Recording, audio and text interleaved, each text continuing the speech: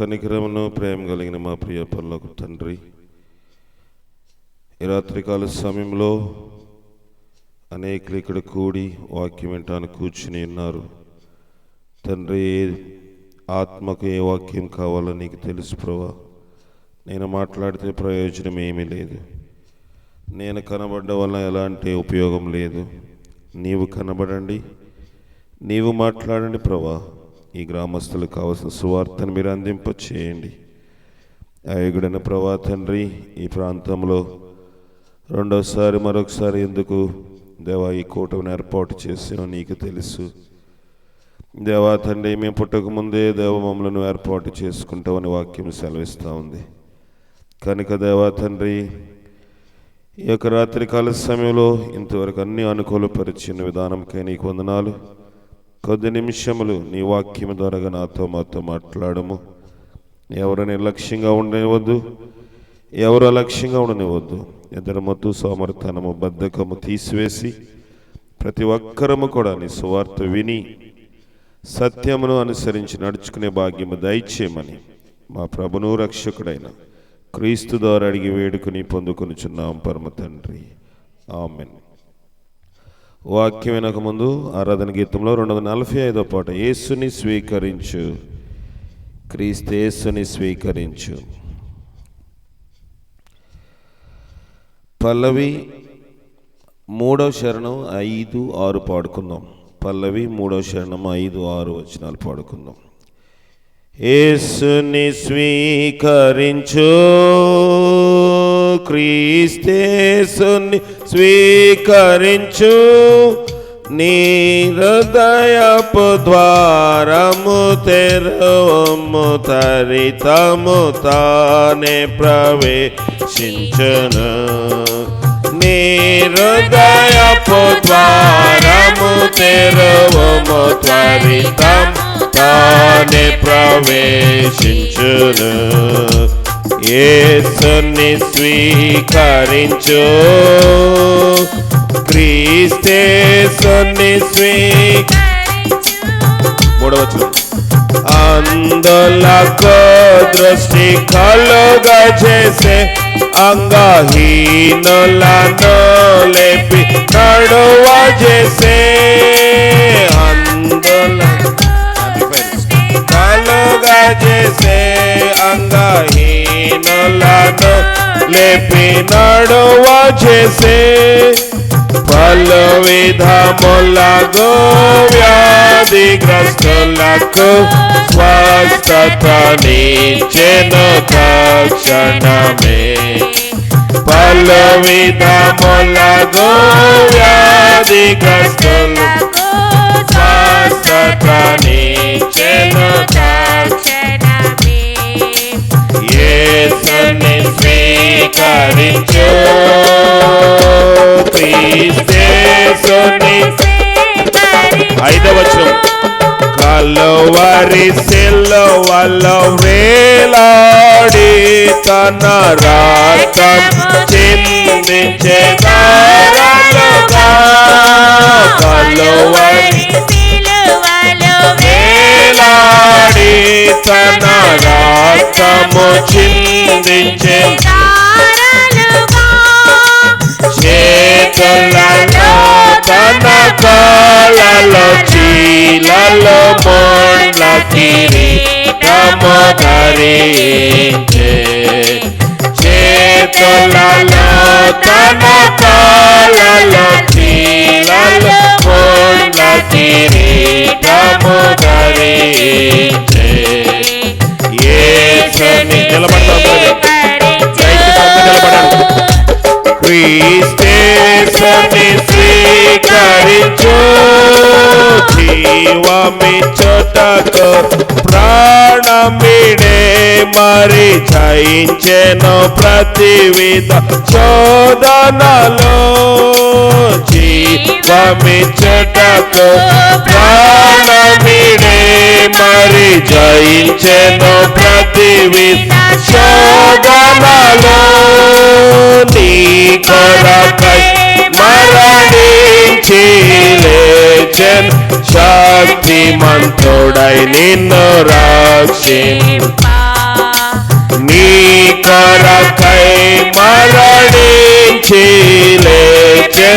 శక్తిమంతుడై నిన్ను రక్షింప యేసుని స్వీకరించు క్రీస్తేసుని స్వీకరించు నీ హృదయపు ద్వారము తెరువుము త్వరితము తానే నీ హృదయపు ద్వారము తెరువు త్వరితము తానే ప్రవేశించును యేసుని స్వీకరించు క్రీస్తేసుని స్వీకరించు. జీవాధిపతిని ఘనమైన పాదాలు కొందనాలు. ఈ రాత్రికాల సమయంలో కొద్ది నిమిషంలో ఎగుడను నిసులు చాటు మరుగుపరచుము, నా గొంతుకును కూడా మీరు ముట్టుము. దేవాని సహాయం చేత నన్ను నింపండి.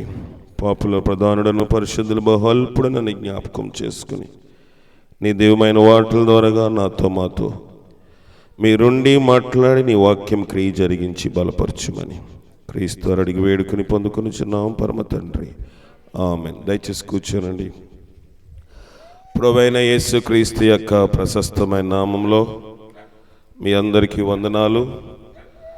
సమయము 9:30 కావస్తుంది. ఈ సమయానికి మన ప్రార్థన ముగించాలని అనుకున్నాం, కానీ ఆలస్యమైంది. త్వరగా నేను ముగిస్తాను, చాలా ఆలస్యమైంది. దయతో క్షమించాలని ప్రభుపేట మనవి చేస్తూ ఉన్నాను. దేవుని వాక్యము మొదటిసారి ఇక్కడికి వచ్చినప్పుడు పేతురు చెరసాల్లో ఉంచబడి ఉన్నాడు అని విన్నాం. అతడు ఎలా విడిపించబడ్డాడో దాని ఆత్మీయ మర్మంలో విన్నాం. ఈ దినము మనము ఒక వృత్తాంతము చూడకముందు కొంత ఆలోచన చేద్దాం. మనందరికీ ఒక అలవాటు ఉంది. ఏంటంటే, చనిపోయిన ఒక వ్యక్తి చనిపోతే మళ్ళీ ఏదో ఒక రూపంలో బ్రతికి వస్తారు అని. అందుకే క్రైస్తవులు కూడా ఏం తీసిపోలేదు. క్రైస్తవులు కూడా చనిపోయిన వ్యక్తి ముందు తనకిష్టమైన ఆహార పదార్థాలు పెడతారు. అంతవరకు బాగానే ఉంది. కానీ ఆ దినమందు, ఆ మరణ దినము సంవత్సరికము ఉన్నప్పుడు అది పెడతారు. కొంతమంది గోడ మీద గిన్నెలో పెడతారు ఆహారం. కొంతమంది సమాధి దగ్గరికి, ఒకవేళ గోళియో సమాధి కడితే ఆ సమాధి మీద కూడా ఆహార పదార్థాలు పెడతారు. వారి ఉద్దేశం ఏంటంటే, ఈ దినము ఈయన చనిపోయి సంవత్సరం అయింది కనుక ఏ కుక్కలాగో, ఏ పందిలాగో, నక్కలాగో, లేకపోతే ఏ పక్షిలాగో వస్తాడు, కాకిలాగో వస్తాడు, లేకపోతే వస్తాది అని వాళ్ళ యొక్క నమ్మకం. ఇదే నమ్మకం క్రైస్తవులు కలిగి ఉండొచ్చా? చెప్పండి, ఉండొచ్చా? ఉండకూడదు కదా. ఆత్మ ఎక్కడికి వెళ్ళిపోద్దంట?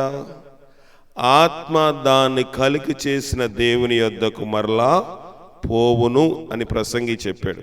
ఆత్మ దాన్ని కలిగి చేసిన దేవుని యొద్దకు వెళ్ళిపోద్దంట. మళ్ళీ అందరూ దేవుని దగ్గరికి వెళ్ళిపోతే పరలోకము నరకం ఎక్కడుందండి అని మనం అనుకోవచ్చు.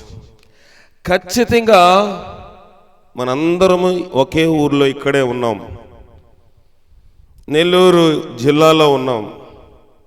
కొంతమంది బయట తిరుగుతున్నాం, కొంతమంది చెరసాల్లో ఉన్నారు. ఒకే ప్రభుత్వం కదా. మనందరినీ పరిపాలన చేసేది ఒకటే ప్రభుత్వమా కాదా? చెప్పండి. మనందరి ఇప్పుడు పైన ముఖ్యమంత్రి ఒక ఆయనే. కొంతమంది స్వేచ్ఛా జీవులుగా ఇక్కడ సహజీవనం చేస్తున్నాము. తప్పు చేసి, నేరము చేసి, మానభంగములు చేసి, మారణాయుధములు సృష్టించి, రకరకమైన అల్లరి చేసిన వారు, నేరస్తులైన వారు ఎక్కడున్నారు? చెరసాల్లో ఉన్నారు. ఏ ప్రభుత్వము? చెరసాల కూడా ఎవరి అండర్లో ఉంది? ప్రభుత్వం ఆధీనంలోనే ఉంది కదా. కనుక ప్రతి ఒక్కరూ కూడా ఆత్మ దాన్ని దయచేసిన దేవుని యొద్దకు వెళ్ళిపోతుంది. అక్కడ 2 లోకాలు ఉన్నాయి. ఒకటి తీర్పు లోకము, ఒకటి సజీవులు నివసించే, పరిశుద్ధులు నివసించే, సహజీవనం చేసే పరలోకము. దాని లోతులోనికి వెళ్ళను కానీ మనం కొంత ఆలోచన చేయాలి. క్రైస్తవులు మనము కూడా గుడ్డితనంలోనే ఉండిపోతున్నాం. అన్యులు వాళ్ళ యొక్క కార్యక్రమాలు ఏ మాంత్రికునో లేకపోతే వారి యొక్క సాంప్రదాయ ప్రకారముగా పూజారిని తీసుకొచ్చి చేయించుకుంటారు. మనము కూడా ఏమీ తీసుకెళ్ళిపోకుండా మనం ఏ మందిరానికో దేవాలయానికో చర్చికి వెళ్తామో ఆ పాస్టర్ని తీసుకొచ్చి మనము కూడా అదే రకంగా మనము కూడా కార్యక్రమాలు చేస్తాం. వ్యత్యాసం ఏమి ఉండదు. మనం ప్రార్థన చేస్తాం, వాళ్ళు పూజ చేస్తారు. కానీ బైబిల్ వీటన్నిటికీ విరోధమైనది.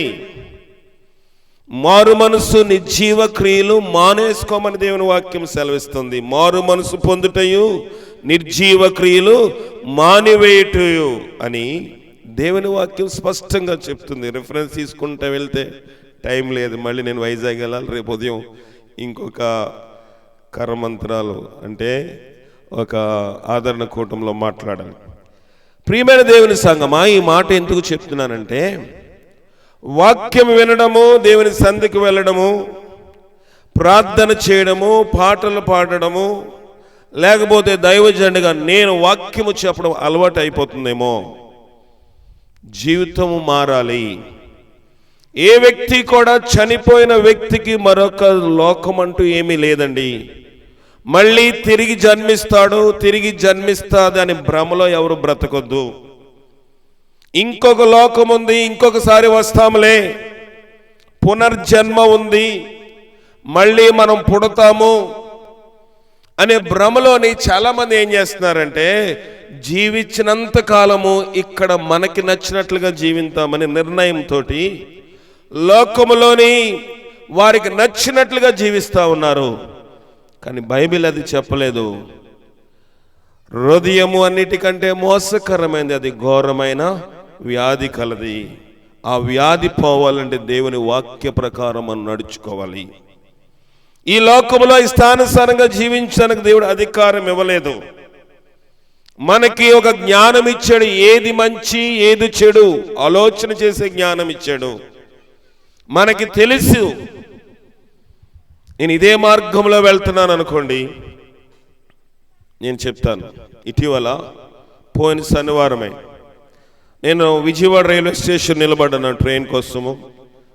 ఒక వ్యక్తి నా ముందు నడుస్తూ తన జోబులోంచి సెల్ ఫోన్ తీసేటప్పుడు ఆ తీసే క్రమంలో అతను చూసుకోలేదు, కింద పెద్ద నోటు పడిపోయింది, 500 రూపాయలు. ఇప్పుడు అతను చూసుకోకుండా వెళ్ళిపోతాడు, ఎవరూ చూడటం లేదు. నేనేం చేయొచ్చు? గబగబా వెళ్ళి ఆ నోటుని తీసుకుని జోబులో పెట్టుకుని వచ్చేయచ్చు.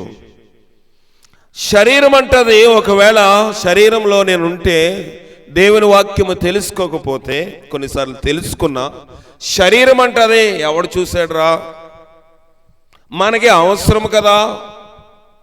సైతాను ఇంకా వాక్యము కూడా చూపించి నీ దగ్గర కూడా డబ్బులు లేవు కదా, దేవుడు ఈ రీతిగా ఇచ్చాడేమో, 500 తీసుకుని సాక్ష్యం చెప్దాం ఆదివారం.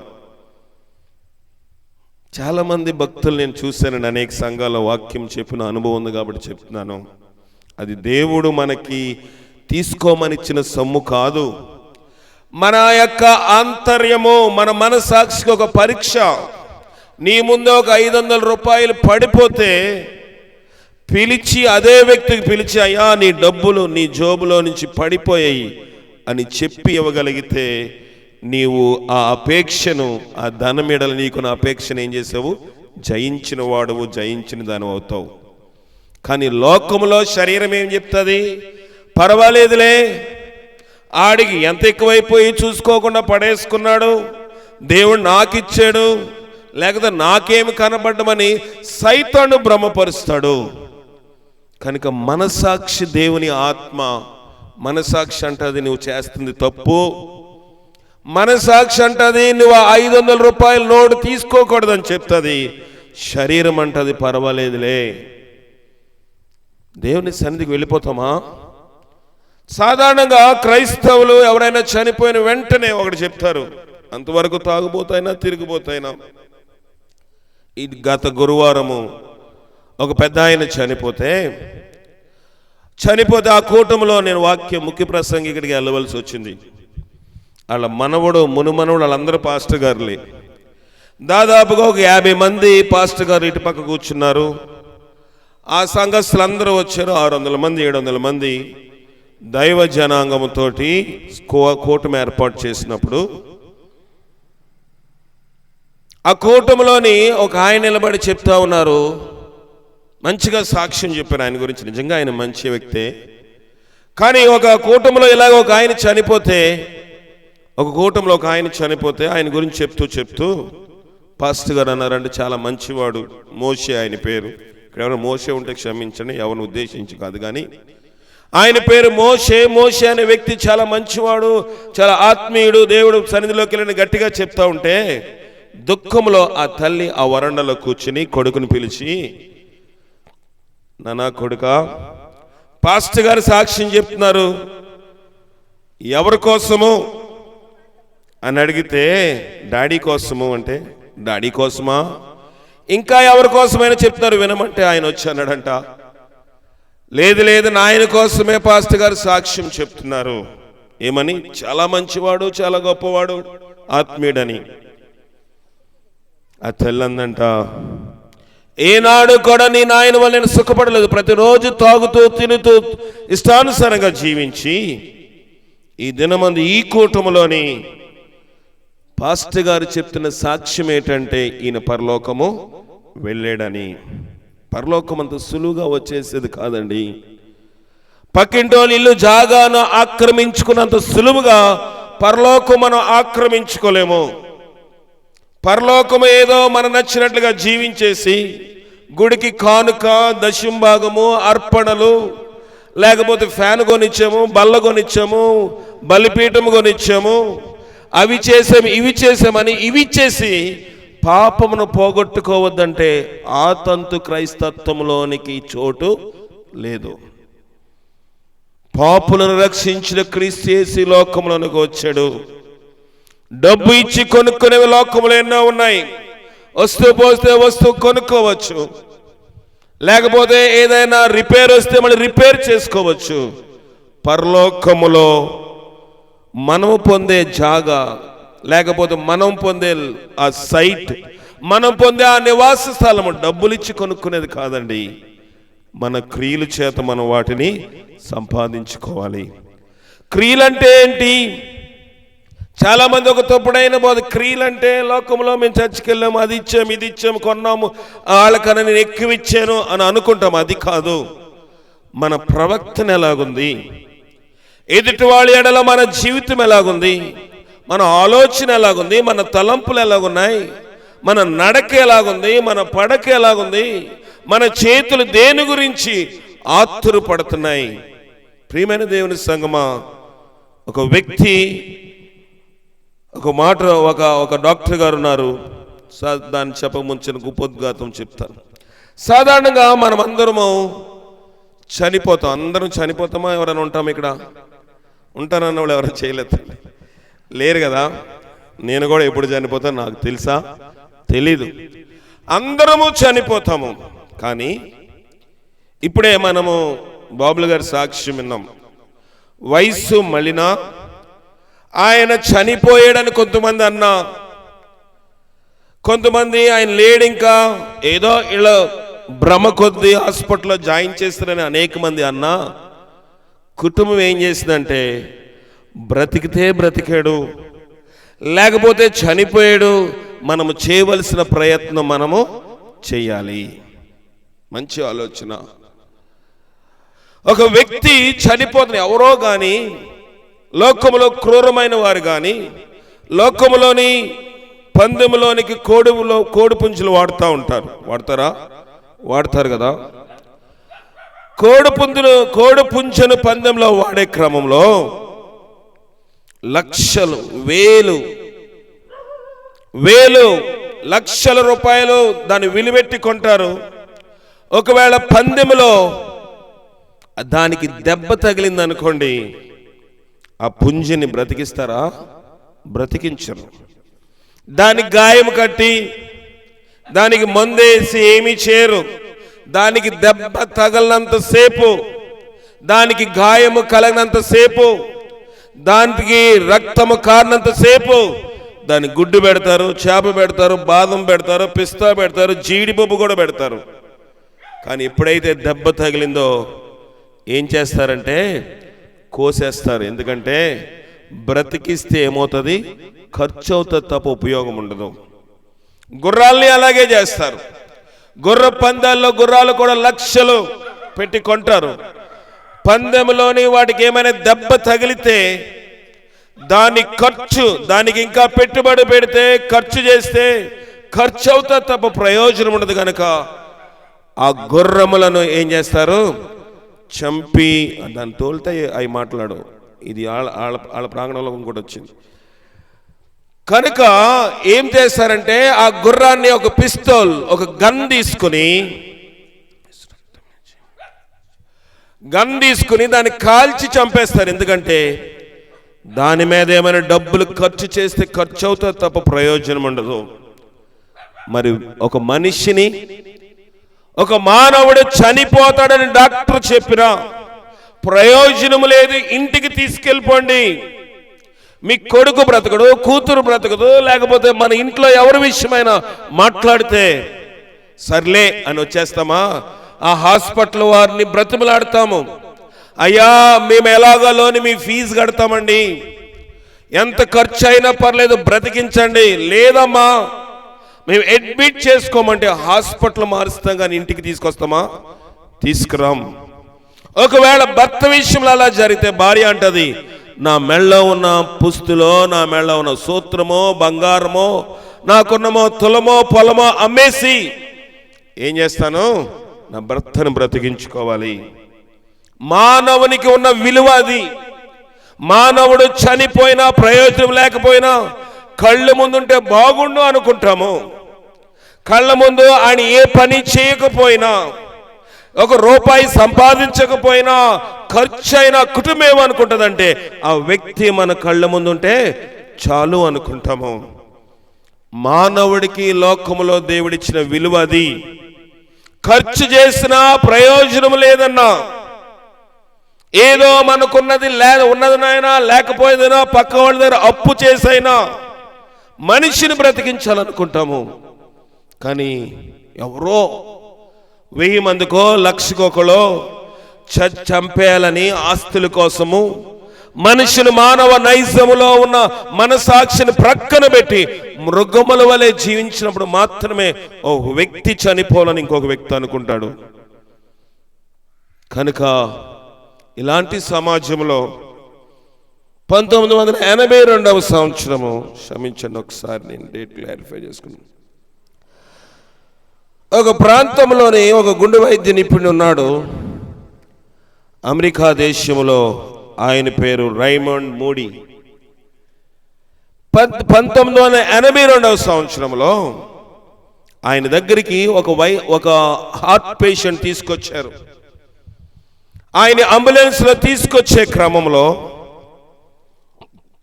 క్యాజువాలిటీ అంటే ఎమర్జెన్సీలోనికి ఆయన అడ్మిట్ చేసేటప్పుడు స్ట్రక్చర్ మీద ఒక మంచం లాంటిది 4 తోడెట్టి తీసుకెళ్ళేటప్పటికే స్పర్శ లేదు, చనిపోయాడు. డాక్టర్ గారు అన్నాడు, ఆయన చనిపోయాడు, ఈయన హార్ట్ అటాక్ వల్ల, గుండెపోటు చేత, రక్తపోటు వల్ల చనిపోయాడు. కానీ మా దగ్గర ఒక వైద్యం ఉంది, ఆఖరిగా మేము ఏం చేస్తాము, 4 ఇంజక్షన్లు చేస్తాం, రాడికల్ ట్రీట్మెంట్ అంటారు. ఒక గుండె వైద్య చేత హార్ట్ అటాక్ వచ్చి ఎవరైనా అపస్మారక స్థితిలో కోమాలో ఉంటే 4 లేదా 6 ఇంజక్షన్లు చేస్తారు. అలా చేస్తే ఎక్కడైనా కొన ప్రాణం ఉండిపోతే 5 నిమిషాలకు 6 నిమిషాల ప్రాణం మళ్ళీ వస్తుంది. అలాగే ఈయన ఏం చేశాడంటే అమెరికా దేశంలో ఈ వైద్యుడు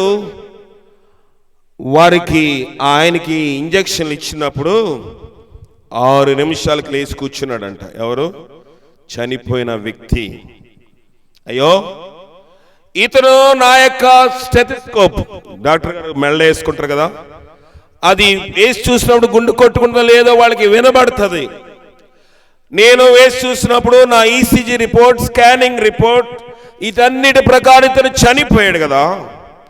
4 నిమిషాలు ఎక్కడో కొన ప్రాణం ఉంటే ఈ రాడికల్ ట్రీట్మెంట్, ఈ 5 ఇంజక్షన్లు ఇచ్చింది, బ్రతికించాను.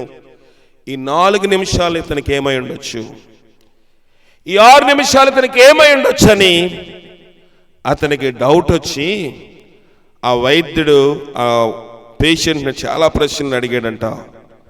అతను ఏదేదో సమాధానం చెప్తే ఇతను నమ్మలేదు డాక్టర్ గారు.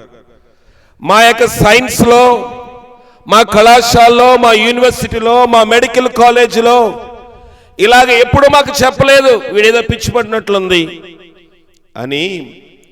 ప్రపంచవ్యాప్తంగా ఆ రోజుల్లో ఇంత పరిజ్ఞానము, వాట్సాప్ మెయిల్స్ లేని రోజుల్లో అందరికీ చేత్తో లెటర్లు రాశాడు.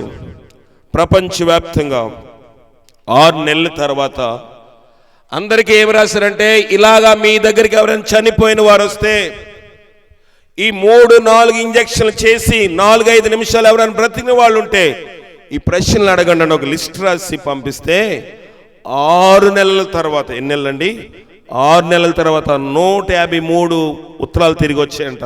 అయ్యా, మేము కూడా మా హాస్పిటల్కి ఇలా చనిపోయిన వ్యక్తి వస్తే మేము కూడా ఈ రాడికల్ ట్రీట్మెంట్ 4 ఇంజక్షన్లు చేసి బ్రతికిన వారు ఉన్నారు అని రాస్తే వాళ్ళందరి సమాధానం ఒకే రీతిగా ఉన్నాయంట. వారు చెప్పిన సమాధానం ఏంటంటే, మేము చనిపోయిన తర్వాత మా ప్రాణములు ఒక్కసారిగా ఉపశమనం పొందాము. అప్పటి వరకు మాకు బాధ ఉండింది, అప్పటి వరకు గుండెలో నొప్పి ఉంది, అప్పటి వరకు విపరీతమైన బాధ చేత బాధపడ్డాము. కానీ ఎప్పుడైతే చనిపోయామో మా దేహం మాకు మా ఎదురుగుండా కనబడుతుంది, మా బాడీ, మా శవం మాకు ముందు కనబడుతుంది. మేమేదో ఒక నది మీద, ఒక ఒడ్డున, ఒక నది గట్టు మీద ఉన్నట్లుగా మాకు అనిపిస్తూ ఉంది. మా పిల్లలు ఏడుస్తున్నారు, మా భార్యలు ఏడుస్తున్నారు, మా భర్తలు ఏడుస్తున్నారు, నర్సులు ఊపుతున్నారు, ఇంజక్షన్లు చేస్తున్నారు. కానీ మాకైతే చాలా ప్రశాంతంగా ఉంది. ఈ లోపల మాకు ఒక స్వరంగం లాంటిది, చీకటి అగాధం లాంటిది తెరుచుకుంది. అది చాలా దూరము, కొన్ని వేల కిలోమీటర్లు. అనుకోకుండా చాలా వేగముగా అందులో ప్రయాణం చేశాము. చాలా వేగముగా అందులో ప్రయాణం చేసిన తర్వాత, ఆ అవతలకి వెళ్ళిన తర్వాత అక్కడ ప్రకాశవంతమైన వస్త్రములు ధరించిన కొంతమంది మనుషులు మాకు కనబడ్డారు. అలాంటి వెలుగు మేము ఎప్పుడు చూడలేదు. ఈ లోకంలో ఈ తెల్ల వస్త్రములు కాదు, మేము చూసిన ఆ వస్త్రములు నిగనిగలాడుతూ దళదళమంటూ మెరుస్తూ ఉన్నాయి. ఆ మనుష్యుల యొక్క ఆకారము కూడా వేరుగా ఉంది. అందులో నుంచి ఒక స్వరం వినబడుతుంది. మొదటి స్వరం ఏంటంటే, నీ జీవితం యొక్క పరమార్థము నీవు తెలుసుకున్నావా?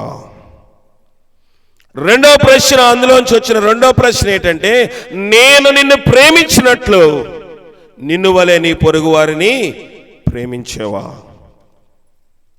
ఈలోపు మాకేం జరిగిందో తెలీదు. అవతలకు వెళ్ళిపోయామనుకున్నాము, ఆ మనుషులతో మాట్లాడదాం అనుకున్నాము, కానీ మా దగ్గర సమాధానము లేదు, జీవిత పరమార్థం మాకు తెలీదు. రెండవదిగా, నన్ను నేను ప్రేమించినట్లుగా, దేవుడు నన్ను ప్రేమించినట్లుగా నిన్ను వలె నీ పొరుగువాన్ని ప్రేమించేవన్న మాటకు మా దగ్గర సమాధానం లేదు. ఈలోపు మీరు ఇంజక్షన్ చేసి మమ్మల్ని బ్రతికించారు. మళ్ళీ మాకు నొప్పులు ప్రారంభమయ్యాయి, మళ్ళీ మాకు తిప్పులు ప్రారంభమయ్యాయి, మళ్ళీ ఇబ్బంది సాగాము.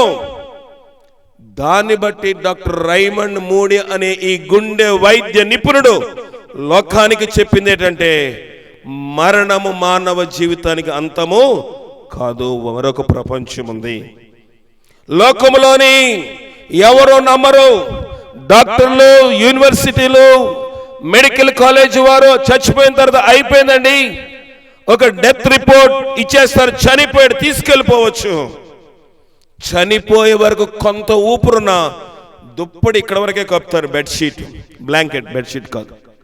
చనిపోయిన వ్యక్తి మీద, చనిపోయిన వెంటనే వ్యక్తి చనిపోయిన అర్థం ఏంటంటే దుప్పటి ముఖం అంతటి వరకు కప్పేస్తారు.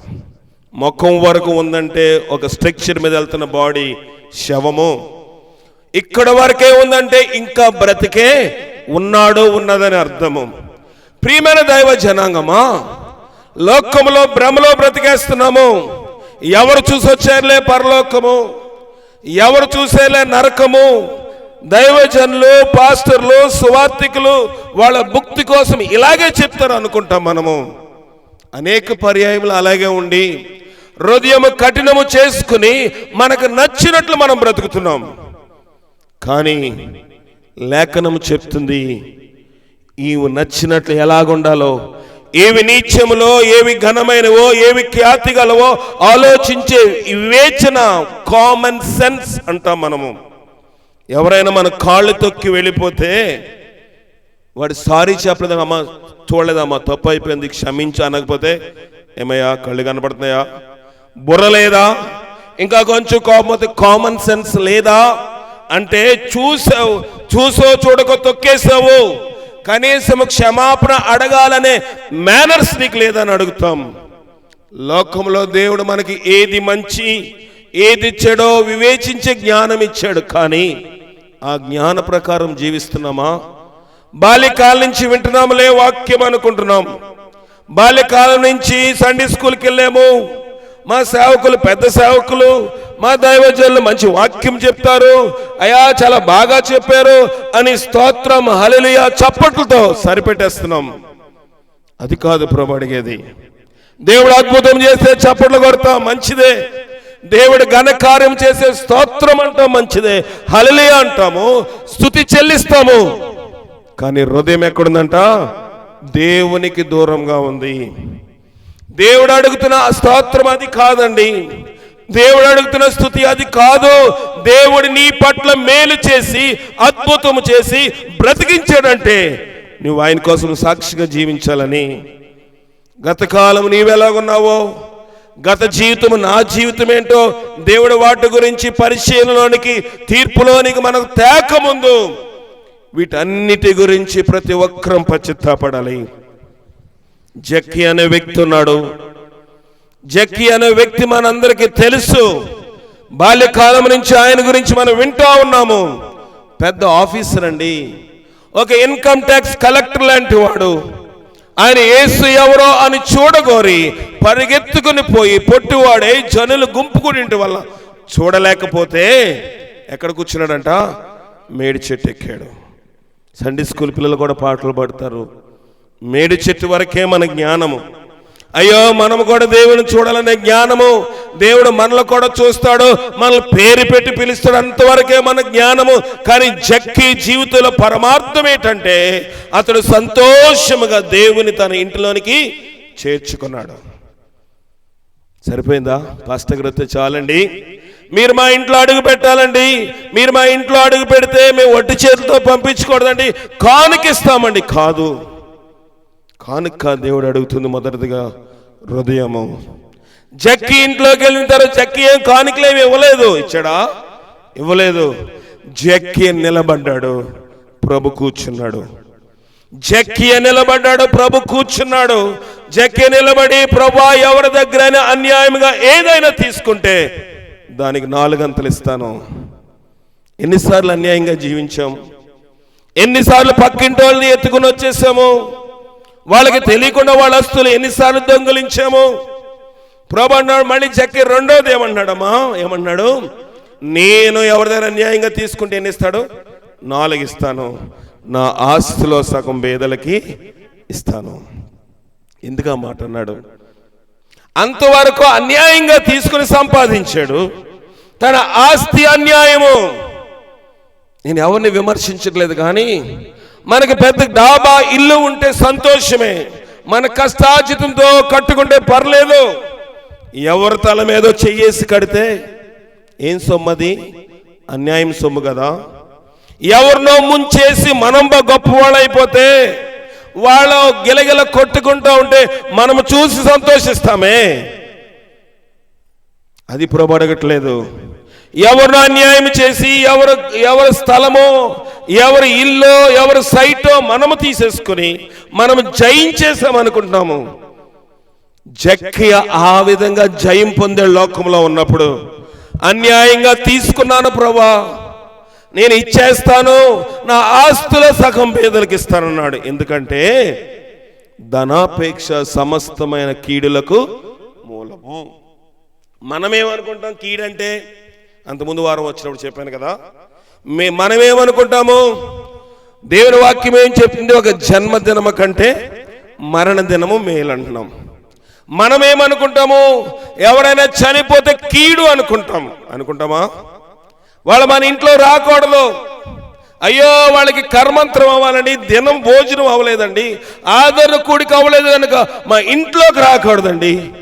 పాస్టర్ గారికి చెప్తారు చెవులో, అయ్యా వాళ్ళ కూటమయ్యే వరకు చర్చిలో కూడా రానివ్వద్దండి, మైలండి.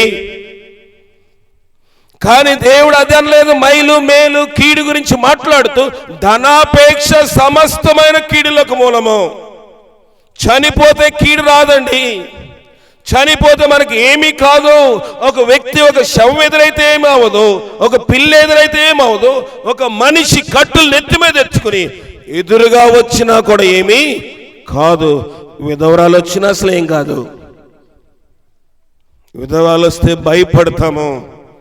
కానీ నేను ప్రకటిస్తున్న క్రీస్తు, నేను ప్రకటిస్తున్న వాక్యము చెప్తున్నది ఏంటంటే, విధవరాల పక్షం నేనుంటాను. విధవరాల పక్షం వ్యాజ్యమాడేది బైబిల్. లోకంలో విధవరాల్ని పక్కకు నెట్టేస్తారు. సొంత తల్లి అయినా, సొంత అత్తగారైనా, అయ్యా అమ్మా నువ్వు ఎదురు రాకు. అదే తండ్రి బ్రతుకున్నప్పుడు, అదే భర్త బ్రతుకున్నప్పుడు, అదే స్త్రీని ఎదుర్రామా, నేను ఊరెళ్ళాలి, శుభము జరగాలంటే నువ్వు నాకు ఎదురు రావాలి. కానీ భర్త చనిపోగానే కీడండి, కీడు అది కాదు. జక్కయ్య లోకంలో ఉన్నప్పుడు రకరకమైన కీడులు అనుకున్నాడు. కానీ జక్కయ్య దేవుని నమ్ముకున్న తర్వాత, ప్రభు తన ఇంట్లోనికి వచ్చిన తర్వాత, నా దగ్గర కీడు ఒకటి ఉంది, అది ధనాపేక్ష. దాని మెడల అపేక్షతోటి అందరినీ మోసము చేసి సంపాదించాను. నా ఇల్లు మోసము, నా సోఫా మోసము, నా డైనింగ్ టేబుల్ మోసము, నా యొక్క వస్త్రముల మోసము, నా చెప్పుల మోసము, నా బంగారం మోసము, నేను కట్టుకున్న ఇల్లు కూడా మోసమే. అందువల్లనే కీడు ఉంది నా ఇంట్లో, ఇచ్చేస్తాను ప్రభువా అంటే ప్రభు అన్నాడు, ఇతడును అబ్రహాము కుమారుడే, ఎందుకనగా నేడు ఈ ఇంటికి రక్షణ వచ్చింది. రక్షణ అంటే ఏంటండి? పాపపు ఒప్పుకోలు. పాపాను ఒప్పుకోకుండా మనం ముంచి తీసేస్తే రక్షణ అనుకుంటున్నాము. బాప్తీసం పొందే రక్షణ అనుకుంటున్నాము. అందరి ఎదుట తండ్రి యొక్కయు కుమారుని యొక్కయు పరిశుద్ధ ఆత్మ నామములోని ఒక పాస్టర్ గారో, దైవజనుడో, సువార్తికుడో, కొంతమంది యెరూషలేములోకి వెళ్ళి యోర్దాను నదిలో బాప్తీసం పొందుతున్నారు. మంచిదే, విమర్శించట్లేదు. కానీ అది రక్షణ కాదు. క్రీస్తుని స్వరక్షకుడిగా అంగీకరిస్తున్న ఒక స్టేట్మెంట్ మాత్రమే రక్షణ అనగా పాపపు ఒప్పుకోలు. జక్కయ్య ఇంకా బాప్తీసం పొందలేదండి. జక్కయ్య ఇంకా నీటిలో ముంచలేదు. యోహానో, యేసుప్రభు గారి శిష్యులో ఈ జక్కయ్యని యోర్దాను నదో ఏ నదిలోకి తీసుకెళ్లి ముంచలేదు. కానీ అంతకు ముందే ప్రభు చెప్తున్న స్టేట్మెంట్ ఏంటంటే, నేడు ఇంటికి రక్షణ వచ్చి. ఇతడును అబ్రహాము కుమారుడే. ఇతడును అబ్రహాము ఎవరికి తండ్రి? విశ్వాసులకు తండ్రి. జక్కయ్య కూడా ఎవరు కుమారుడంట? అబ్రహాము కుమారుడే. విశ్వాసమే. నువ్వే సంఘానికి వెళ్తున్నావు దాని భేదం గురించి నేను మాట్లాడట్లేదు. అనేకమైన డినామినేషన్స్, అనేక రకమైన వ్యవస్థలు, సంస్థలు ఉన్నాయి, రకరకమైన బోధలు ఉన్నాయి. ఏ బోధ అయినా అందరికీ పాఠ్యపుస్తకం ఇది ఒక్కటే, వేరేదేమైనా ఉందా? లేదు కదా. 7th క్లాస్ ఏ స్కూల్లో చదివినా, 8th క్లాస్ ఏ స్కూల్లో ఆంధ్రప్రదేశ్లో చదివినా, 9th క్లాస్ చదివినా, 10th క్లాస్ చదివినా అందరికీ టెక్స్ట్ బుక్లు ఒకటే ఉంటాయా? ఉంటాయి. స్కూలే మారుతుంది. పరీక్షలు, ఫైనల్ ఎగ్జామ్స్, 10వ తరగతి పరీక్ష పేపర్ అందరికి ఒకలాగా ఉంటుంది. ఒక్కొక్కరికి ఏ స్కూల్ని బట్టి ఇస్తారా? ఇవ్వరు కదా. మనం ఏ సంఘానికి వెళ్తున్నాము, ఏ దైవజనుడి దగ్గర మారు మనసు పొందాము, ఎక్కడ మారు మనసు పొందాము కాదు, మనకు పరీక్ష కాలం ఉంది. ఆ కాలమందు మన పరీక్షలు నిలబడగలమా? ఈ కుటుంబంలో రక్షణ వచ్చినది. మనము చిన్నప్పటి నుంచి వాక్యం వింటున్నామండి, దేవుని వాక్యం వింటున్నాము, రాకడ సమీపమైపోతుంది అని అనేక మంది ద్వారా మనం వింటా ఉన్నాం కదా. చాలా మందికి ఒక అనుమానం ఏంటంటే, ఎప్పుడు వస్తుందిలే దేవుని రాకడ, ఇదిగో ఆయన రాకడ సమీపంగా ఉందని అనేక మంది చెప్తా ఉన్నారు అని మనుష్యులు అనేక రకాలుగా మాట్లాడతారు.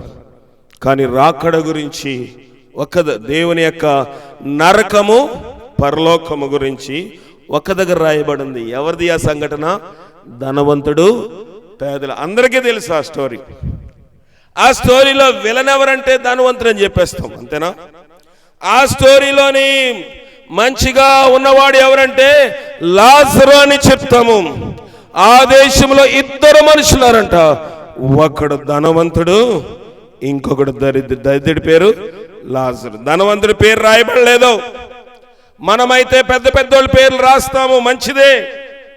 మనకి ఎవరైనా కొంచెం ఎక్కువ డబ్బు ఇస్తే వాళ్ళ పేర్లు చదువుతాము. బైబిల్లో ధనవంతుడి పేరు లేదండి. దరిద్రుడు అంటే బీదవుడైన లాజరు పేరుంది. ఇద్దరు ఒకే ఊర్లో ఉన్నారు, ఇద్దరు ఒక దగ్గరే ఉన్నారు, ఒక ప్రాంతంలో నివసిస్తా ఉన్నారు. ధనవంతుడు ప్రతిదినము సుఖమును అనుభవిస్తున్నాడు. లాజరు అయితే ధనవంతుని బల్ల అంటే డైనింగ్ టేబుల్ మీద నుండి పడు రొట్టె ముక్కలతో తన ఆకలిని కడుపు నింపుకొన కోరుచున్నాడు. చదవండి, చెప్పి చదవండి. లూకా సువార్త 16వ అధ్యాయం 19వ వచనం. ధనవంతుడు ఒకడు ఉండెను, అతడు ఊదా రంగు బట్టలను సన్నపు నార వస్త్రములు ధరించుకొని ప్రతిదినము బహుగా సుఖపడుచుండెడి వాడు లాజరు అని ఒక దరిద్రుండెను. వాడు కురుపులతో నిండిన వాడై ధనవంతుని ఇంటి వాకిట్లో పడి ఉండి అతని బల్ల మీద నుండి పడి రొట్టె ముక్కలతో ఆకలి తీర్చుకొన గోరెను. అంతేగాక కుక్కలు వచ్చి వాని కురుపులు నాకెను. ఆ దరిద్రుడు చనిపోయి దేవదూతల చేత అబ్రహాము రొమ్మున ఆనుకొనుటకు సరిపోతుందండి. మనం ఈ వాక్య వృత్తాంతం అందరికి తెలుసు కదా, తెలుసు. వాక్యం అని ఎప్పటి నుంచో ఈ వాక్యం అందరికీ తెలుసు. ధనవంతుడు ఊదా రంగు అంటే పర్పుల్ కలర్.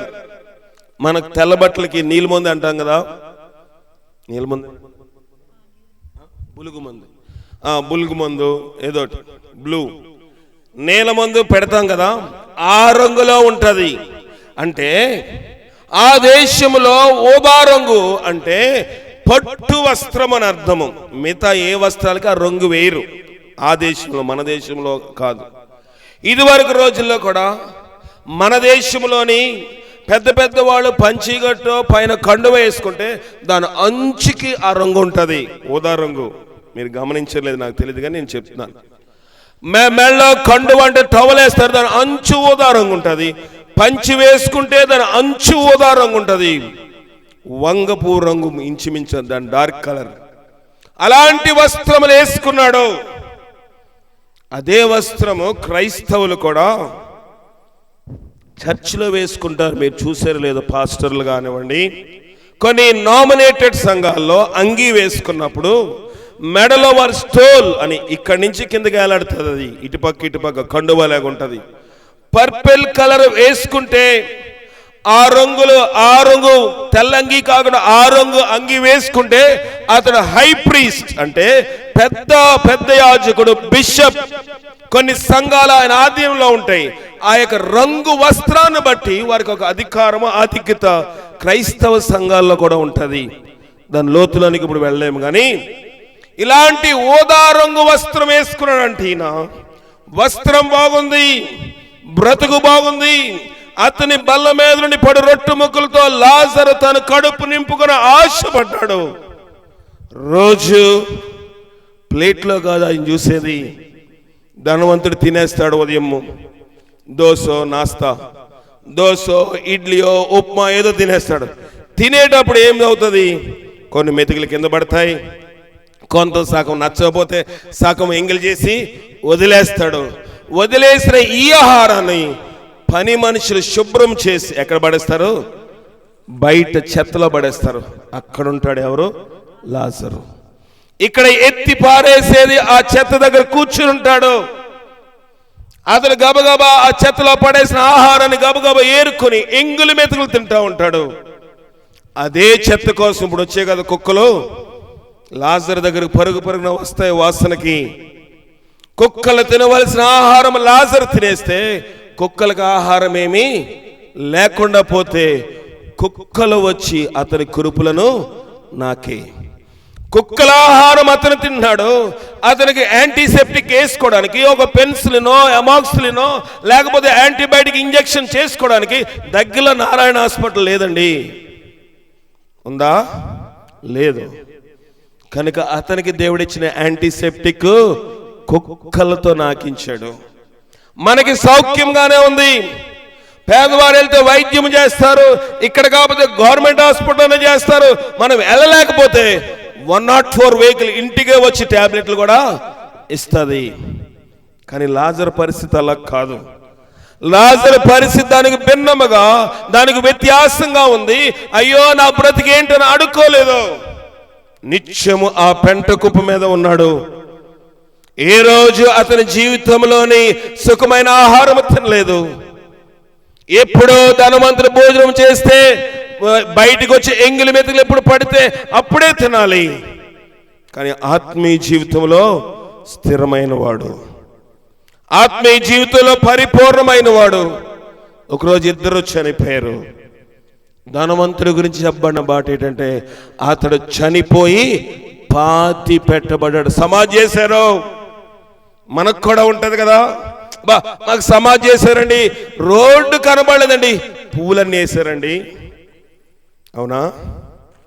అయ్యా మాకు సమాధి చేస్తే ఇసుక రాళ్ళంత జనం వచ్చారండి, 10 మంది పాస్టర్లు వచ్చారండి, 30 మంది వచ్చారండి, అందరూ ఎక్కలేరు అందరూ వచ్చారండి. మా నాన్నకి ఎంతమంది తెలుసండి, మా అమ్మకి ఎంతమంది ఫాలోయింగ్ ఉందని అనుకుంటాము. మంచిదే, దాన్ని ఏమి విమర్శ చేయట్లేదు. కానీ ధనవంతుడు కూడా చనిపోయి పాతి పెట్టబడ్డాడు. లాజర్ని పాతి పెట్టడానికి ఎవరో లేరు. అతన్ని పాతి పెట్టినట్లు కూడా బైబిల్ చెప్పలేదు. కానీ అతన్ని తీసుకెళ్ళిపోవడానికి పరలోకం నుండి దేవదూతలు వచ్చారంట. అది మనకు కావలసిన సమాధి. మనం అనుకుంటాం ఎంత ఘనంగా జరిగేమో, రేపు కరమంత్రాలు, రేపు దినం భోజనాలు కనుక ముక్క ఉందా కక్క ఉందా కాదు, ఎన్ని ఐటమ్స్ పెట్టారు, వడ ఉందా, పాయాసం ఉందా, బూరుందా, గారుందా, ఇవన్నీ దేవుడు అడగడు. అడుగుతాడా? అంత ఘనంగా చేస్తే ఆ వ్యక్తి పరలోకం వెళ్తాడా? చెప్పండి. మన భోజన పదార్థాలు బట్టి దేవుని దగ్గర మెప్పు పొందలేమండి. మన బ్రతుకు లాజరు కరమంత్రాలు చేసుకొని డబ్బులు ఉన్నాయా? సమాధి చేసుకోవడానికి కనీసం 2000 రూపాయలు, ఆ దినంలో 100 రూపాయలు 50 రూపాయలు ఉండుంటది. అన్ని డబ్బులు కూడా లేవు. చనిపోయి అక్కడే చనిపోతే మున్సిపాలిటీ వాళ్ళు లాగి ఎక్కడో తీసుకెళ్ళి కాల్చేసి ఉండొచ్చు. కానీ శరీరం విడిచిపెట్టబడినప్పటికీ ఆత్మను తీసుకెళ్ళడానికి పరలోకం నుంచి దేవదూతలు వచ్చారు. పరలోకం నుండి దేవదూతలు వచ్చారు. ఈ వృత్తాంతంలో ఇంకా చాలా ప్రసంగం ఉంది, ఇంకో గంట సేపు చెప్పగలను కానీ ముగించేస్తాను. ఈ వృత్తాంతంలోని అతను పరలోకం వెళ్ళిపోయిన తర్వాత ఇంకొక వ్యక్తి ధనవంతుడు సుఖము, ప్రతిదినము సుఖము అనుభవించాడు. ఎక్కడున్నాడంట? నరకంలో యాతన పడుతున్నాడు. అతను అక్కడ ప్రార్థన చేస్తున్నాడండి.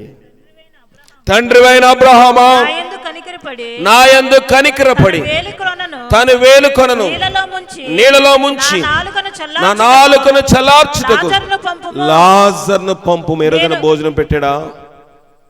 ఏ రోజైనా అయ్యో నా వాకిట్లోనే ఉన్నాడా పేదోడికి భోజనం పెట్టండమ్మని తన పని వారికి చెప్పాడా?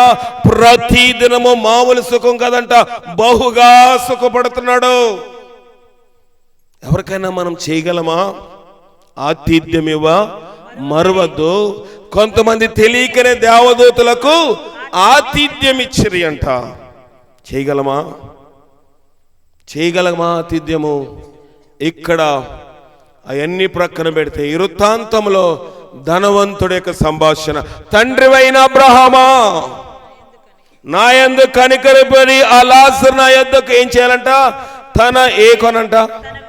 తన వేలు కొనను నీటిలో ముంచి, ఒక్క డ్రాపే అడుగుతున్నాడు, మినరల్ వాటర్ కాదు. నా గొంతుకు పట్టేసింది కదా. మనం మున్సిపాలిటీ వాటర్ తాగుతామా? తాగం, ఎందుకు గొంతుకు పడేస్తుంది. నేను కూడా గొంతుకు ఎందుకు పట్టిందంటే మన ఊర్లో ఫిల్టరింగ్ సరిగా అవట్లేదు, అది తాగేస్తుంటే గొంతుకు పడేస్తుంది, అందుకే నేను నీళ్ళు కొనుక్కున్నా. ప్రియమైన దేవుని సంగమా, ఈ నీళ్లు కాదు, ఈ నీళ్లు దాహము చల్లార్చడానికి. కానీ అక్కడ నేను అగ్నిలో యాతన పడుతున్నాను. జుట్టు పీక్కున్నాడు. ఇక్కడ దేవుని సన్నిధికెళ్ళి ప్రార్థన చేయము, ఇక్కడ దేవుని సన్నిధికెళ్ళి నోరెప్పము, ప్రార్థన చేయమంటే మౌనంగానే ఉండిపోతాం. ఏం చేస్తాం రోజు ప్రార్థన? సినిమా టైం అయిపోతుందండి, సీరియల్ టైం అయిపోతుందండి, ఈ టైం కూడా ప్రార్థనేనా. చనిపోయేటప్పుడు అండి, నా వృద్ధాప్యం వచ్చేటప్పుడు అండి, ఇప్పుడు సంపాదించాలండి. ధనవంతుడు సంపాదించాడు లోకంలో, పరలోకంలో స్థానం లేదు. అంటే ధనవంతుడికి స్థానం ఉండదని నేను చెప్పట్లేదు. లోకములో కూడా అబ్రహాము ధనవంతుడే, లోకములో సొలొమోను కూడా ధనవంతుడే, లోకంలో బైబిల్లో వీళ్ళందరూ ధనవంతులే. కానీ ధనము వాళ్ళని పరిపాలన చేయలేదు. వాళ్ళ ధనము వాళ్ళ కాళ్ళ కింద పెట్టుకుని బ్రతికారు. ఒకవేళ డబ్బుల కింద పడిపోయిన ఏం చేస్తాం మనం కూడా? చెప్పండి, ఏం చేస్తామో తీసుకుని కదా. ధనం ఏం చేస్తుంది? మనల్ని పరిపాలన చేస్తుంది. ఎవరైనా అలా చేస్తుంటే మానేసుకోండి. నిర్జీవ క్రియలు. అది ఏమి దేవత కాదు, దేవుడు కాదండి. అది దేవత కాదు, దేవత దేవుడు అయితే ప్రాంతీ షాపులోకి ఎందుకు వెళ్తుంది? చెప్పండి, వెళ్తుందా?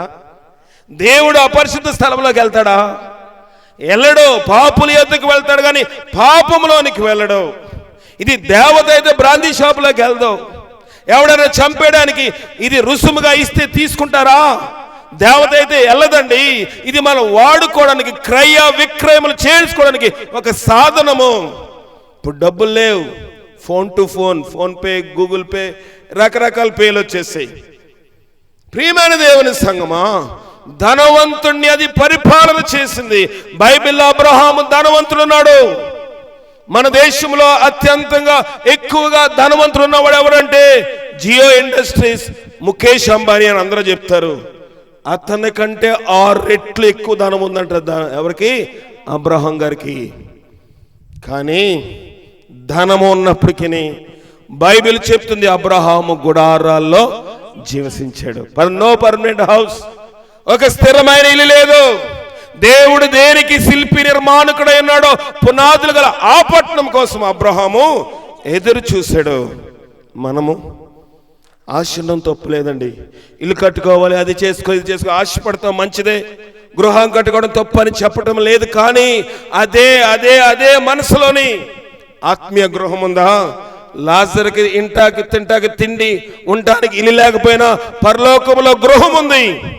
అయ్యా, అప్పుడప్పుడు ఎంగిలి మీదకి తిన్నాడు కదా, ఆ లాజరు నా యొద్దకు పంపించు. తన వేణుకొలను నీటిలో ముంచి నా నాలుకను ఏం చేస్తాడు? చల్లారుస్తాడు. కుమారుడా అన్నాడు. ఎవరు? అబ్రహాం. ప్రభు ఆత్మ లాజరుని ఎవడరా నువ్వు అనలా. నువ్వు ఎవడవో నాకు తెలియదు అనలే. ఎందుకంటే లాజరుకు వాక్యం తెలుసు. అప్పుడప్పుడు క్రిస్మస్కో న్యూ ఇయర్కో ప్రార్థనకి వెళ్ళే అలవాటు ఉంది ఎవరికి? ధనవంతుడికి. మనం కూడా అంతే. ఎప్పుడో కరమంత్రాలు అప్పుడో, దినాలప్పుడో, క్రిస్మస్ అప్పుడో, న్యూ ఇయర్ అప్పుడో, ఈస్టర్ అప్పుడో, గుడ్ ఫ్రైడే అప్పుడో దేవుని సన్నిధికి వెళ్తాం. అలాగే కాలవ్యాపన చేసేసాడు ధనవంతుడు. కానీ వాక్యం తెలుసు. తండ్రివైన అబ్రహామా, ఎంత ఆర్భాటంగా గట్టిగా దాని పదజాలములోని ఎలాంటి ఇబ్బంది లేని వర్డ్స్ అన్ని వాడుతున్నాడు.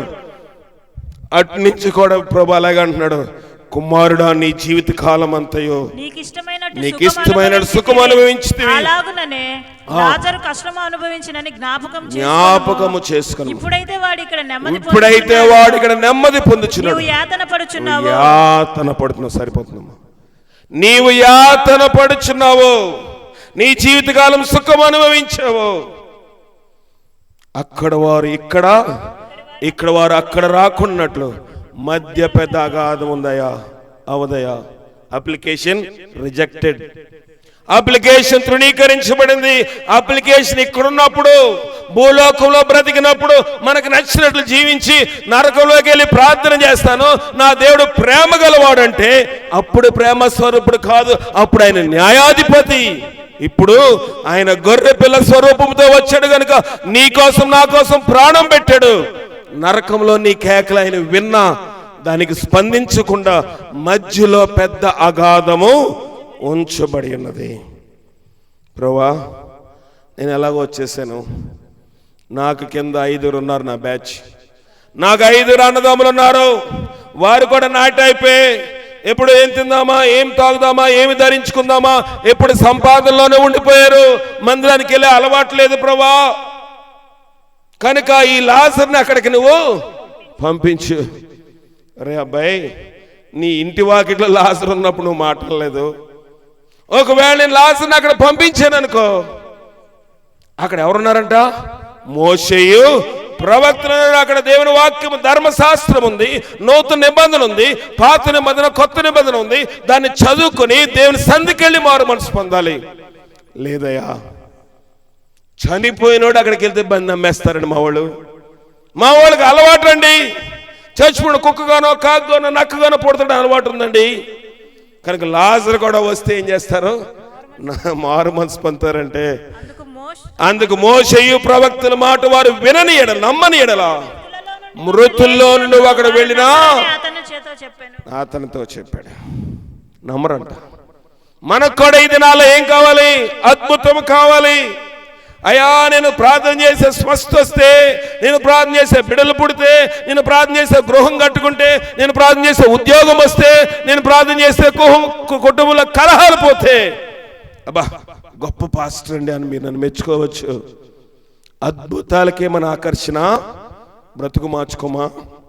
అద్భుతాలు దేవుడి విరోధి కాదు, అద్భుతాలు నేను విరోధిని కాదు. అనేక మంది కోసం కూడా నేను కూడా ప్రార్థన చేస్తాను. అద్భుతాలు దేవుని యందు విశ్వసించడానికి మాత్రమే సూచన అండి. అద్భుతాల ద్వారా పరలోకము వెళ్ళము. బ్రతుకు మారాలి. ఈ ఊరు వచ్చే ముందు అక్కడ ఒక బోర్డు ఉంది. ఏ ఊరు? ఈ ఊరు చింతారెడ్డిపాలెం. చింతారెడ్డిపాలెం బోర్డు దగ్గర గట్టిగా పట్టుకున్నాను అనుకోండి, ఈ ఊరు వచ్చేస్తానా? పిచ్చోడు అంటారు నన్ను. అలాగే అద్భుతములు కాదు మన యొక్క కేంద్రీకరణ. బ్రతుకు మార్చుకోవాలి.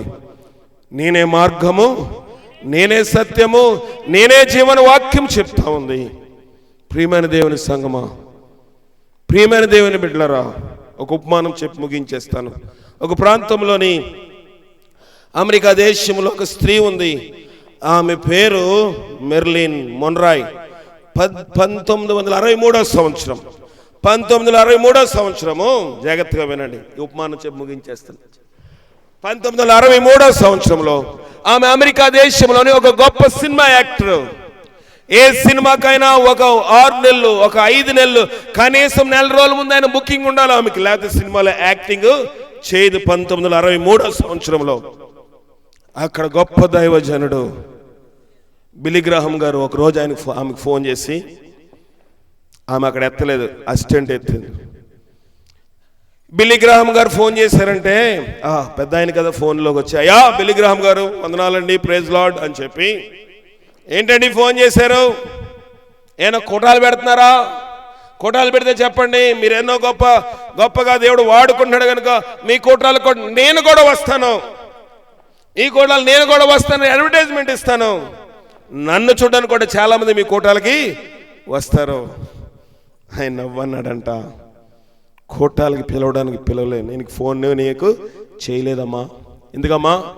నీతో కొంత పని ఉందమ్మా. ఏం పని అండి? మీరు కోటాలు రమ్మంటే వస్తాను, మీ కోటాలకి అడ్వర్టైజ్మెంట్ చేయమంటే చేస్తాను, మీ కోటాలకి క్యాంపైనింగ్ చేయమంటే చేస్తాను. కాదు, నా దేవుడు నిన్ను అడుగుతున్నాడు, నీ హృదయం ఆయనకి ఇమ్మని అడుగుతున్నాడంటే గట్టిగా పక్క నవ్విందంట టెలిఫోన్లో ఆమె, ల్యాండ్లైన్లో. ఏమా నవ్వుతున్నావు? నాకింకా దేవుడితో పని లేదండి. అమెరికా దేశ అధ్యక్షుడు కుమారుడు నాతో ప్రేమలో ఉన్నాడు, ఆయనను వివాహం చేసుకోవాలనుకున్నాడు. ఇంకా కొన్ని సంవత్సరాల వరకు నాకు ఖాళీయే లేదు. లోకంలోని యవనస్తులు మోసపడి నేను ఎప్పుడైనా వెళ్తే నాతో సెల్ఫీలు, ఫోటోలు దిగుతున్నారు, నా సంతకం కోసం ఎగిసిపడుతున్నారు. నీ దేవుడితో నాకు టైం లేదా అయ్యా, క్షమించండి అని ఫోన్ కట్ చేసిందంట. దైవజనుడు పశ్చాత్తాపడు, అయ్యా ప్రభువా, నువ్వు నాకు ప్రేరేపణ ఇచ్చావు మెర్లిన్ మొన్రాయ్తో మాట్లాడమని. ఆ భయంకరమైన ఆ స్త్రీతో మాట్లాడితే ఆమె రిజెక్ట్ చేసింది. పర్లేదయ్యా, నువ్వు చేయవలసిన పని నీవు చేసావు, నీవు చేయవలసిన సువార్త ఆమెకు అందించావు. నేను నిన్ను ప్రేరేపణిస్తే వాక్యం చెప్పే ఫోన్లో అంగీకరించకపోతే ఆమెదే అని ఆయన చెప్పేసి ఆయన ప్రార్థన చేసిన తర్వాత కరెక్ట్గా వారం రోజులు తిరక్కముందు అమెరికా ప్రతి న్యూస్ ఛానల్లోని, ప్రతి వార్తాపత్రికల్లో వచ్చింది ఏంటంటే మెర్లిన్ మొన్రాయ్ ఆకస్మిక అనుమానాస్పద మృతి. ఇప్పటికీ తెలియదు చంపేశారో, చచ్చిపోయిందో, నిద్రమాత్రలు మింగిందో, సస్పెన్స్ మిస్టరీగా మిగిలిపోయింది. ప్రియమైన దేవుని సంగమా, ఈ రాత్రి దేవుడు నిన్ను పిలుస్తున్నాడో, నన్ను పిలుస్తున్నాడో, ఎవరి కోసమే కూడా ఏర్పాటు చేశాడో తెలియదు, కానీ దేవుడైతే స్పష్టంగా మాట్లాడుతున్నాడు. ఇదే అనుకూల సమయము, నేడే అనుకూల సమయము, ఇదే రక్షణ దినము. మళ్ళీ ఎలాంటి సమయం అనుకుంటుందో లేదో మనకి తెలీదు. వాక్యము తడతది.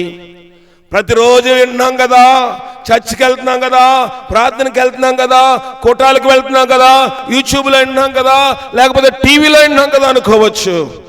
ఎప్పుడు విన్నప్పటికీ దేవుడిని తట్టినప్పుడు తెలవకపోతే రేపనే రోజు నీది నాది కాదు. Merlin మొన్రాయ్ విర్రవీగింది, Merlin మొన్రాయ్ ఎగిసిపడింది. 4 రోజులు తిరక్కముందే చనిపోయింది, అంతమైపోయింది జీవితము. ప్రియమైన దేవుని సంగమా, మీరెవరు అలాగ అంతం కాకూడదని, మీ యొక్క మరణం ఒక మిస్టరీగా ఉండకూడదని, మీ యొక్క మరణం ఒక హిస్టరీ అంటే ఒక చరిత్ర సృష్టించే విధముగా, పరలోకములో మన పేర్లు జీవ గ్రంథంలో ఉండే విధముగా దేవుడి రాత్రికాల సమయంలో నిన్ను నన్ను ప్రేరేపిస్తా ఉన్నాడు. ఉందామా ఆయన రక్షణలో, ఆయన నీతిలో కొనసాగుదామా? అలా కొనసాగబడినట్లుగా పరిశుద్ధాత్మ శక్తి సహాయం చేసి కాబట్టి ప్రార్థన చేద్దాం. ఒకే ఒక్క నిమిషము అందరు నోరు చేసి ప్రార్థన చేయండి. ప్రభా, నీ వాక్యం విన్నాం, ప్రభా నీ సువార్త విన్నాము, ఎన్నో మాటలు నాకు అందించబడ్డాయి. మౌనంగా ఉండే సమయం కాదమ్మా, మౌనంగా ఉండే సమయం కాదు తండ్రి, మౌనంగా ఉండే సమయం కాదు తల్లి, మౌనంగా ఉండే సమయం కాదు అక్క, మౌనంగా ఉండే సమయం కాదు చెల్లి. ప్రియమైన సహోదరా సహోదరి, ప్రభు ఈ రాత్రి నీతో మాట్లాడాడు. మౌనంగా ఉంటే ఆశీర్వాదం పోగొట్టుకుంటావేమో, మౌనంగా ఉంటే దేవుని పోగొట్టుకుంటావు. రేపు నీ సమయం కాదు, రేపు నాది కాదు, నేడనే సమయం ఉండగానే రక్షించబడమని వాక్యం సెలవిస్తా ఉంది. ప్రార్థన చేద్దాం. జీవాధిపతి, నీ ఘనమైన పాదాలు కొందనాలు. ఈ రాత్రి కాలశంలో ఎన్నో బలమైన మాటలు బిడ్డలకు అందించాలని సహాయం చేశావు. దేవాలస్యమైనప్పటికీ బిడ్డలు ఎంతో ఆసక్తిని వాక్యం విన్నారు ప్రభా. విన్న వాక్యం ప్రతి హృదయంలో ఫలించే భాగ్యం మీరు దయచేయండి దేవా. ఎవరి జీవితంలో ఇది నష్టమై ఉండనివ్వద్దు, ఎవరి జీవితంలో ఇది శాపకరంగా ఉండవద్దు. ప్రతి కుటుంబంలో నీ ఆత్మీయ ఆశీర్వాదం ఈ రాత్రి రావాలి ప్రభా. నీ ఆత్మీయ వెలుగు ఈ గృహంలో ఉండాలి ప్రభా. అలాగే మీరు చేసి బలపరచు. విత్తబడిన వాక్యము 30 60 100 ఫలించే భాగ్యము దయచేయండి. ప్రతి హృదయము పెంచబట్ట కృప దయచేసి భద్రపరచమని మా ప్రభును రక్షకుడైన క్రీస్తు ద్వారా అడిగి వేడుకొని పొందుకొనిచున్నాం పరమ తండ్రి, ఆమేన్. మన పరమ తండ్రి అయిన దేవుని యొక్క ప్రేమ, కుమారుడైన యేసుక్రీస్తు వారి యొక్క కృప, పరిశుద్ధాత్మిక నిన్ను సావాసము ఇప్పుడు ఎల్లప్పుడు సదా మనకు తోడయండి. లాజరు వలె, అలాగే జక్కీ వలె నష్టమైన కష్టమైన దేవుని కోసం నిలబడి ఆయన రాజ్య వారసులుగా మన అందరినీ చేసి కాపాడి దీవించి నడిపించును గాక. ఆమేన్. అందరికీ వందనాలమ్మా. కోట ముగించబడింది. మరి కొంచెం అల్పాహారం, ఎక్కువ కాదు కానీ కొంచెం అల్పాహారం సిద్ధం చేసి తీసుకుని వచ్చినాం. ఏమైనా లోట్లు ఉంటే క్షమించి తీసుకోవచ్చు. ఏం పేరు అమ్మ మీ పేరు?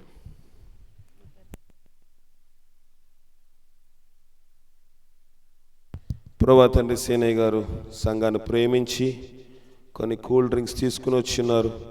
వారు ఖర్చు పడిన రెట్టింపు ఆశీర్వాదం బిడ్డలకి మీరు దయచేసి కుటుంబాన్ని కూడా మీరు దర్శించి ప్రతి ఇబ్బందిని మీరు తొలగించమని క్రీస్తు అడిగి వేడుకని పొందుకొని చున్నాం తండ్రి.